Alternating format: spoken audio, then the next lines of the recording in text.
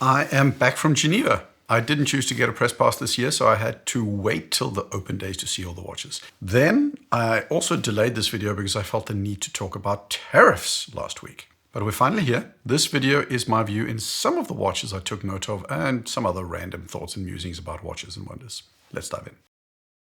I've got a ton of content coming and a video next week. One of them will be the Land Dweller. The day after this video goes up, I should actually have hands-on. Till then, my thoughts are the following. Rolex gets so much hype for things that aren't particularly groundbreaking. Yes, it's a complex honeycomb dial that I don't particularly like. Yes, it has a new type of movement, which is cool. And yes, it's a Rolex integrated bracelet watch. But Rolex are late to the integrated bracelet party. Yeah, it's similar to the PRX. You probably shouldn't compare because it's a different price range, but the brain sees what the brain sees.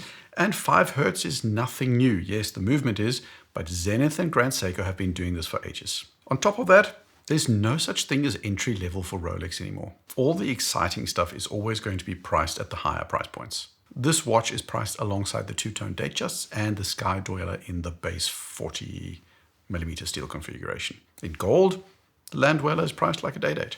It's an okay watch, it's nice, it's premium, it's not particularly exciting or inspiring in any meaningful way. Its biggest flaw, I think, is that Rolex tried way too hard and just went overboard, especially on the dial. The numerals, the slope chattering, and the honeycomb to me are not right for this watch. The rest is really good. So I have my rating scale of grail or buy, shortlist, think about it, or better options out there. I honestly do believe there are better options out there. I was allowed to have hands on the Ingenieur perpetual calendar. This is a $40-ish thousand watch, which is hardly entry for any watch. And for $40K for a steel IWC, it is a lot of money. But when it's a perpetual calendar, I'm not saying I'm okay with it, but it's explainable at least. My biggest problem historically with most of the IWC perpetual calendars is usually the cases they come in. So they are diameter-wise and thickness-wise too big. My other problem with perpetual calendars is recessed pushes everywhere on the case. IWC solves both problems here. Here you're getting a 41.3-ish millimeter case, which in an integrated bracelet is not on the dainty side, but it's still lots more than a lot of the other perpetual calendars. You're getting 13.4, 13.5 millimeters thick, which is also in the ballpark of a Seamaster 300M with a date window. That's relatively good sizing, and everything on top of that with the movement is controlled via the crown. IWC overall had a more quiet year compared to last year, where it was the eternal calendar that actually stole the entire show. I think the new smaller Ingenieurs are going to be a big success, and the new pilots are also pretty cool. This year felt more like a refresh and an update year, which is not a bad thing as such, but this model definitely stood out to me. It's priced so that it's definitely for the few, but this is legitimately a good-looking, well-wearing, highly complicated watch. It's the best of the IWC bunch for me this year. I debated whether or not I would put it in grail territory. It was close, but IWC doesn't quite have the identity to pull off grail status, at least not for me. This is a clear buy though, if you have that kind of money. If you enjoy my videos and you're new here, then please consider subscribing. I put a lot of effort into these videos, and by subscribing, you're doing me and yourself a favor. A subscribe tells me these kind of videos are worthy of your time, and it ensures that you'll see my videos pop up in your feed whenever I make a new one. So click on the subscribe button if you feel it warrants it. Thanks. Tudor Black Pape Pro with an opaline dial. So do you ever watch those, athletics competitions where you see some runners start celebrating before the finish line and then sort of get passed by some of the other runners in the last 20 meters? That's how I feel about this watch. The Black Pape Pro is a fan favorite. The opaline dial is what everybody was asking for. The pricing is good, but could they make a thinner case? No. Tudor failed to stick the landing on this one. It's a clear shortlist option for a lot of people, but not more than that. As for the rest of the Tudor lineup, I think it's fine. You get the burgundy Metas Black Bay 58, you wait a year and you'll get the blue in Metas as well. So that's good for next year. You're going to get an updated bracelet options on the chrono. It's good, not more than that. It's a big Pelagos, cool, I suppose. There was nothing bad, but I do feel I was right over a year ago when I said that Tudor is in the boring phase where most years are like Rolex with minor iterative updates. You can't expect every single Watches and Wonders with Tudor to be a blow-away, amazing set of new unseen watches. I realized recently that I really love the reverso. I own more than one already. Recently, I made my dream 10-watch collection and the reverso duo chronograph was on the list. And this year they released the Geographic. And I'm totally a sucker for these dual-face designs, and I do like this one as well. It wears basically identically to the chrono. It's a gorgeous watch. Biggest personal gripe is that there are no hands on the Geographic face. I mean, you can easily read the time anywhere with the houring, but I'm just used to having the hands on top. It's a minor thing, but to me, it makes the rear of the case or the underside of the case seem static because there's no movement of seconds hands to tell you it's actually showing real time in the world. Still a good watch, and it's definitely in the think about it category. Nomos, I feel, have had one of the most underrated world timers out there in the Weltzeit. It's a personal favorite of mine, and now they've ported the technology and the idea into the Club Sport in a far more sporty and flamboyant interpretation. My favorite of the two released is the silver-dialed version. The Club Sport is a cool Aquaterra sports watch alternative already, and this option is a little bit niche, but in a good way.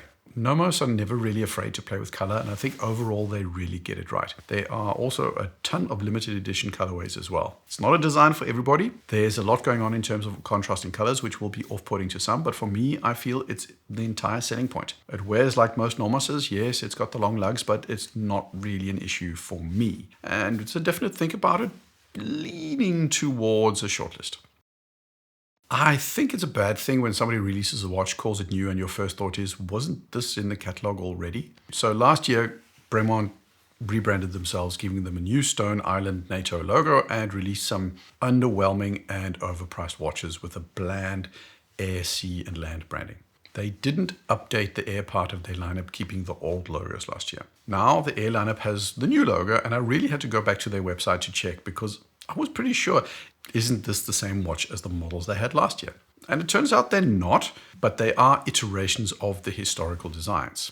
They're not hugely distinct from the previous models. The price is about the same. I didn't really bother to check if there's a new or different movement inside. I'm assuming there is. The aesthetic is largely the same, which really isn't bad. But I'm left with the clear feeling that last year Bremont rushed to make a new brand and new watches. It feels like they spent all their creative energy on that, and it literally feels like they ran out of funding money, probably also because their watches last year didn't do so well. So the board told them no funding for super creative altitude watches, just tweak them and give them a new logo, and then they eked out these models. I mean, they're nice enough, but this is a rebrand that just isn't much more than a logo. Who's taking bets that David Serrato will be out at Bremont within a year? For the first time ever in my little ranking system, I have a grail. It's the Chopard Quattro Mark IV. Specifically, the $50-something thousand platinum blue model. It is just a time-only dress watch with a small second style. But good Lord, I love this watch. It turns out that all I need to cure my difficulty with dress watches is stop looking at watches under $20,000. For $50-ish thousand, I get what I want. Photos do not do this watch justice. The dial is textured and detailed. It succeeds in being restrained, but also eye-catching at the same time. The color is a versatile one. It's toned down enough to be dressy, but colorful enough to also be an everyday watch. I was already a fan of the XPS in forest green, but this is just a ridiculously well executed watch. It's got no flash, it's got no over-the-top shenanigans. Zenith would have had me, but after the Chopard, the J15 just wasn't on my radar anymore. This is a grail, is a grail, is a grail, is a grail. I always love the fact that Grand Seiko never get included in the Morgan Stanley Watch Report because they're not a Swiss watchmaker, but they are at Watches and Wonders. It's just this little paradox that amuses me. The watches themselves didn't really capture me this year, but we finally have it, a toolless micro adjustment system for the bracelet. Welcome to the 21st century Grand Seiko. It's about time, and now if you just get it onto the white birch and you'll have me at hello. As usual, a normie like me couldn't get access to the Patek viewing area. I repeat what I said last year. It's fine for most of the year that you have to book an appointment. But for 3 days out of the year, try not to be a douche and just let people come in and look. This is, after all, a watch fair that is open to the public. Anyways, we've got a smaller cubitus, so I suppose that makes it better. We've got some other models that were interesting, but the standout release to me was the Calatrava 5328. I've really warmed to the new Calatravas like the 5226. This one is an excellent variation. I dig the textured dial. I dig the blue. It's good. It's got a great power reserve. It's got a day and date sub-dial. It's a gorgeous watch. Now, me criticizing the genius that is Thierry Stoyen is probably not going to get me closer to ever owning a watch like this, but I have to give it to them. This is what they do well. The calatrava typically doesn't go over retail. It's not a super hyped piece, but it has all the hallmarks of good Patek watches. It might be kind of in the starter end of Patek territory, but for me, this is a clear buy watch. Trilobe are a little bit of a funny brand. To me, they are the better Resonance watches. I actually didn't know about them until I saw them at Watches and Wonders last year, but to me, they deliver some really interesting non-traditional watches.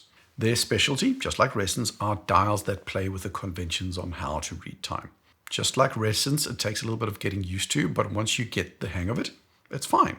These watches aren't for the masses. They are unconventional, and to me, that means these are not meant to be for the first-time watch buyers.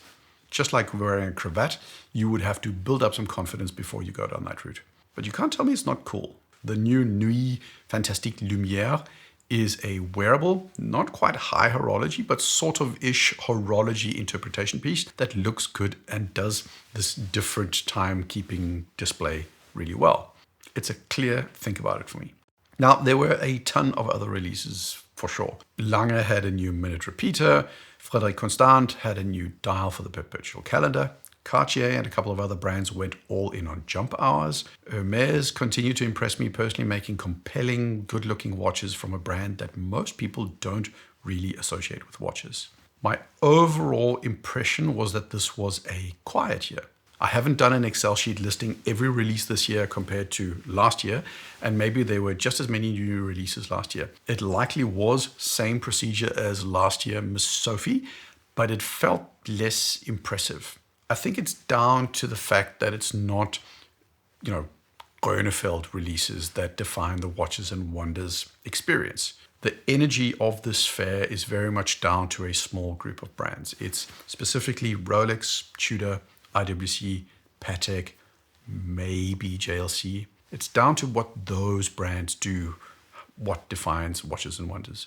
And Tudor didn't have a Coke GMT. IWC had a good Ingenieur update, including the smaller one, but they didn't have an eternal calendar. There was no geophysique from JLC. Patek already had released the Cubitus. And Rolex, they launched the Land Dweller, which is big, but the rest was kind of business as usual, at least more or less. But there was that one grail, which was the Chopard for me.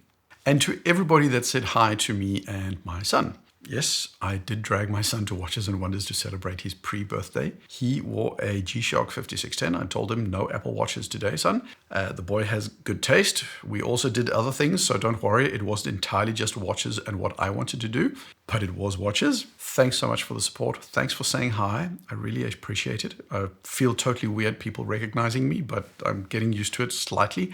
Have a wonderful week. Like, subscribe. Cheers.